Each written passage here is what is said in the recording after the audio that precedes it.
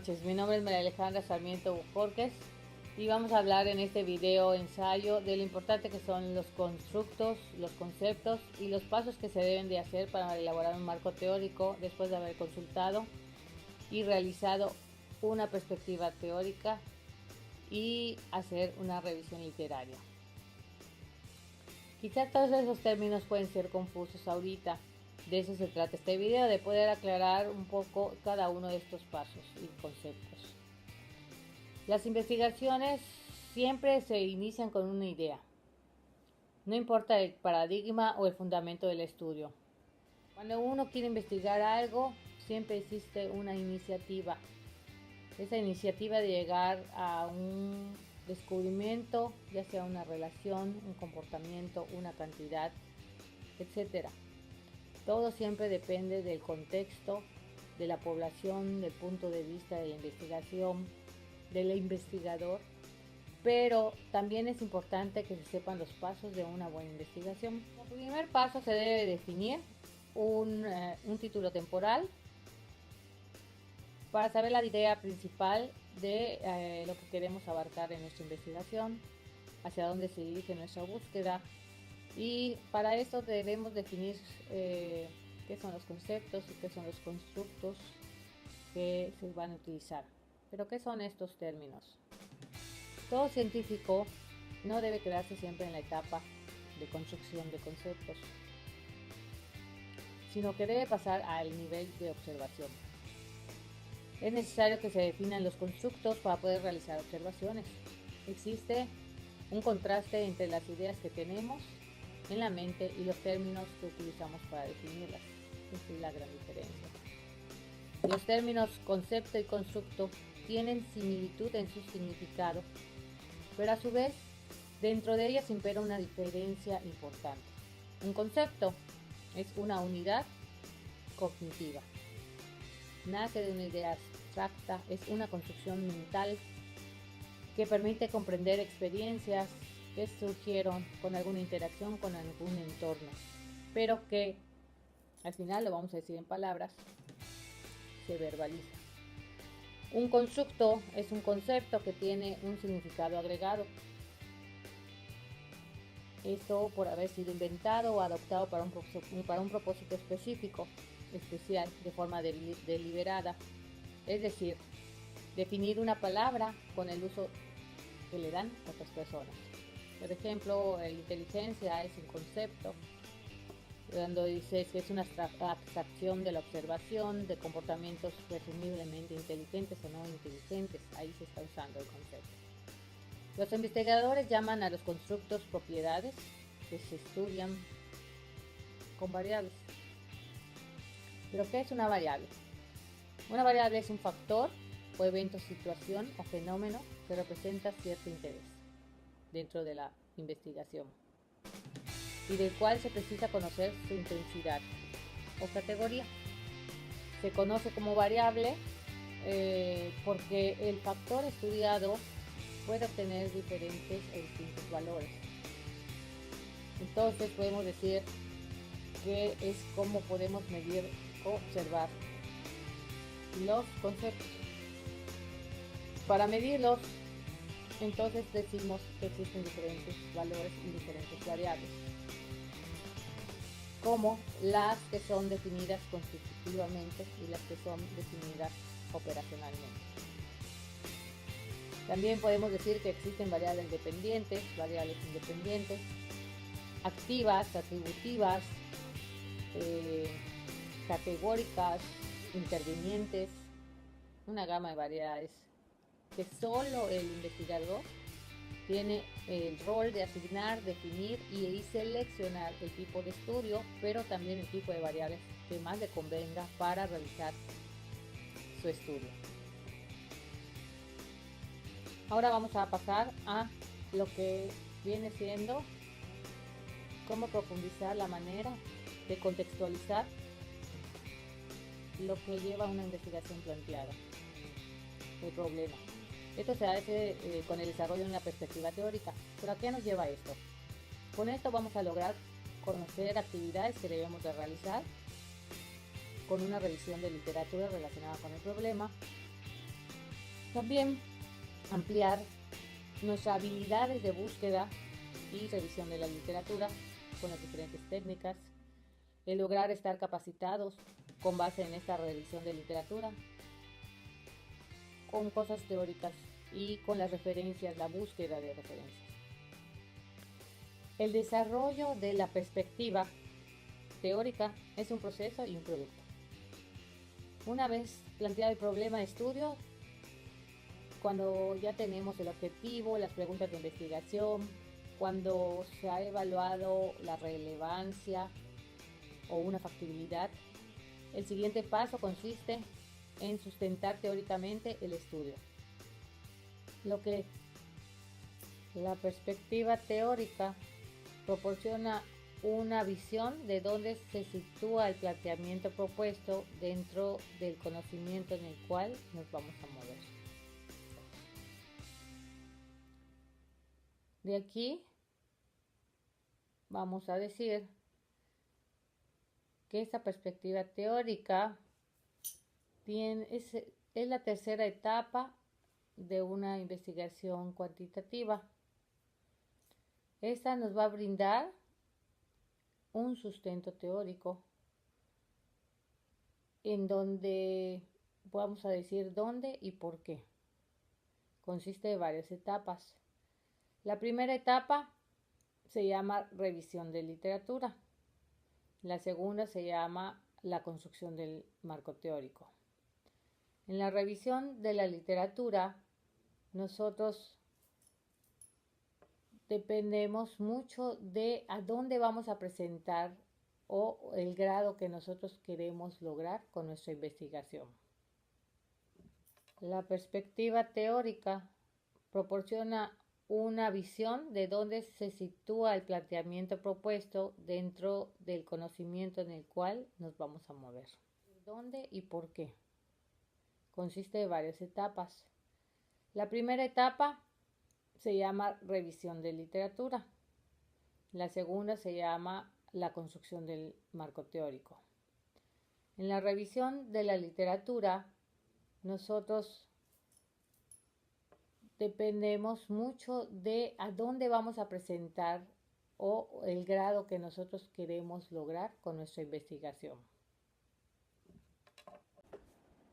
Es importante cuando se realiza un marco teórico no caer en el gigantismo. De nada nos sirve un marco teórico con miles de páginas donde uno vuelve a decir o recalca el mismo punto o es demasiado extenso que se pierde la idea principal.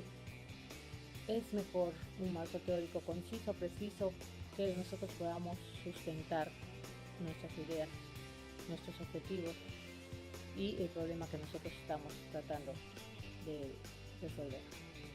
Para las fuentes bibliográficas siempre existe una discrepancia y eso depende mucho en dónde vamos a presentar nuestra investigación. Si es para una revista se recomienda de 30, 40 fuentes, si es para un doctorado se recomienda de 40 a 45 fuentes y así. Depende de la institución, depende de la revista, depende de muchas cosas. Ahora, siempre se recomienda trabajar con citas bibliográficas comentadas al final. Eso lo vamos a ampliar un poquito más adelante. Ahora, también queremos hablar, ya por último, de reporte de investigación. El reporte de investigación, que es la etapa donde nosotros vamos a comunicar todo lo que hemos hecho en una investigación, pero es esencial que tenga una buena redacción, una buena estructura para que podamos siempre pues dar nuestras ideas básicas, comunicar y que la gente se convenzca de eso que viene siendo nuestra idea, nuestra iniciativa y lo que queremos descubrir. Siempre es el último paso para lograr los estudios y vamos a seguir dos reglas. Una es la confiabilidad y la objetividad.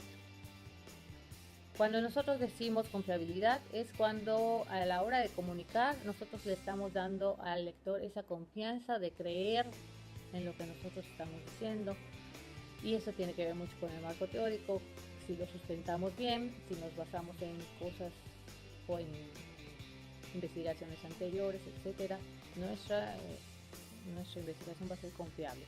También la forma de comunicar, el lenguaje que usemos, nos da esa confiabilidad. La objetividad se refiere a la similitud que debe existir entre la expresión verbal y el trabajo. Por lo tanto, si es confiable, es objetiva. Y asegura que una investigación sea interpretada básicamente. Si nosotros logramos que la mayoría de la gente entienda lo que queremos, pues estamos logrando también que nuestro reporte sea un buen reporte de investigación. Ahora, existe mucha discrepancia también y depende de dónde vamos nosotros a presentar ese reporte de investigación.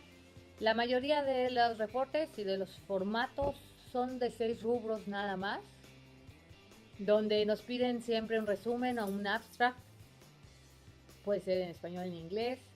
Nos piden un título con cierto número de palabras, nos piden una introducción, el método que se usó, donde va la muestra, y cómo se recopiló los datos, etcétera, etcétera. Como penúltimo viene siendo los resultados, donde vamos a mostrar nosotros lo que logramos después de haber medido o analizado. También tenemos la parte de discusiones, que es donde hemos encontrado alguna similitud con otros casos y podemos discutir que hemos encontrado cosas o iguales o muy diferentes. Y por último, pues las referencias bibliográficas. Entonces son 6: resumen, introducción, método, resultados, discusión y referencias bibliográficas.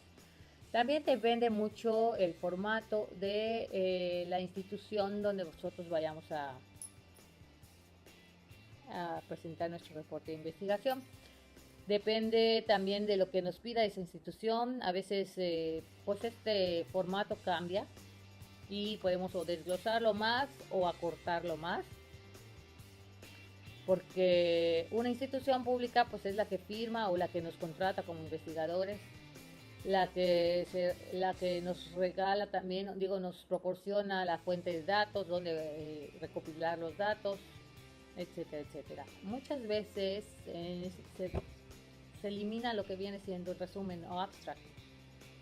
También yo siento que los apartados de resultados y discusiones son los de mayor peso, que son el resultado de nuestra investigación, de todo nuestro trabajo. Y en este resultado o en esta discusión nosotros pues vamos a ayudar también a otras investigaciones. La parte de introducción y método deben de ser breves para que no sea tampoco una investigación que canse. El reporte de una investigación de tesis es diferente también, porque entonces tiene que ver profesores, tiene que ser para que lo califique un jurado, tiene que ver mucho también con la asesoría que nos dieron a los profesores, y los apartados pues, pueden ser diferentes. Aquí para hacer una tesis nos piden la parte de antecedentes, nos piden la parte de marco teórico de referencia mucho más amplio, la interpretación y discusión de resultados también. Siempre siguen siendo 6 rubros, pero cambia un poquito y quitan la parte del resumen. Sin embargo, la estructura del resumen es también sumamente importante, porque pues eso es lo que nos da a conocer. Y cuando se busca una investigación, siempre buscamos el resumen o el abstract. Y un resumen debe estar estructurado con el objetivo, los métodos, el diseño, el sitio, las intervenciones que se hicieron, los resultados que se tuvieron y por último las conclusiones.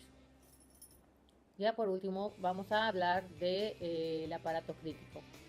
El aparato crítico viene siendo todo lo que viene siendo las citas bibliográficas, ¿no? Es el conjunto de las citas y referencias bibliográficas. Podemos hablar del formato APA. Aquí la mayoría de las investigaciones, la mayoría de las instituciones nos pide que se apegue al formato APA. ¿Pero qué es el formato APA?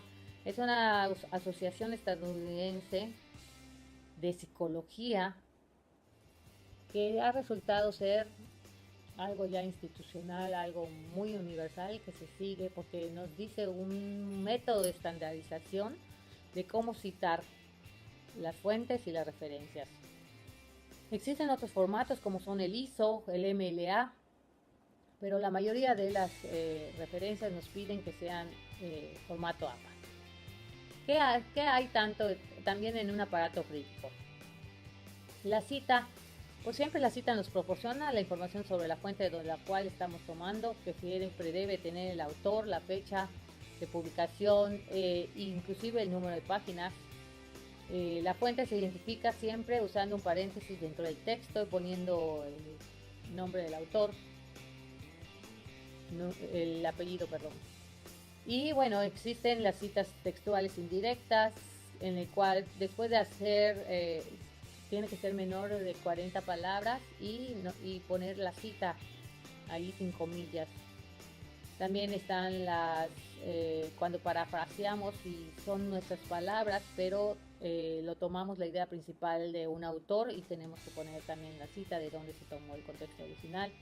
Y por último, la identificación de la fuente, pues siempre debe tener el apellido, el año de publicación, como había yo dicho, las páginas. No debe incluir nunca el nombre propio y siempre se debe poner la primera inicial nada más.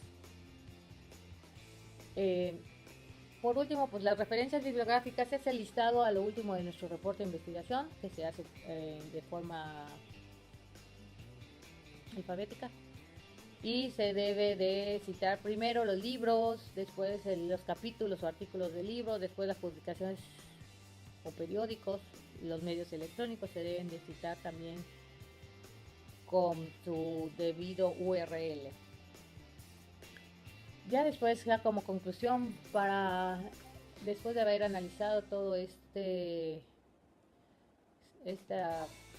asignatura de seminario de constructos y conceptos, pues se nos ha aclarado muchísimo para qué sirve un marco teórico, cómo se realiza un buen marco teórico, pero sobre todo la importancia de revisar bien la literatura, de seleccionar bien nuestras bases de datos, porque no es lo mismo buscar en Google o en Yahoo, donde es mucho más amplio. También nos aconsejan mucho a usar el AN, el OR y búsquedas avanzadas. Yo en mi experiencia personal uso mucho Google Académico, sobre todo para hacer la citación. Ahí le pones el nombre del autor, le pones el nombre del artículo y siempre nos va a dar la cita de acuerdo a tres estándares como son el APA, el ML, el ISO. Y ya nada más se copia la cita y se pone en el índice o en las referencias bibliográficas. Espero que este video aporte las bases necesarias para un marco teórico y pueda ser de utilidad para otras personas. Haya logrado también la finalidad y el objetivo de la actividad solicitada. Buenas noches.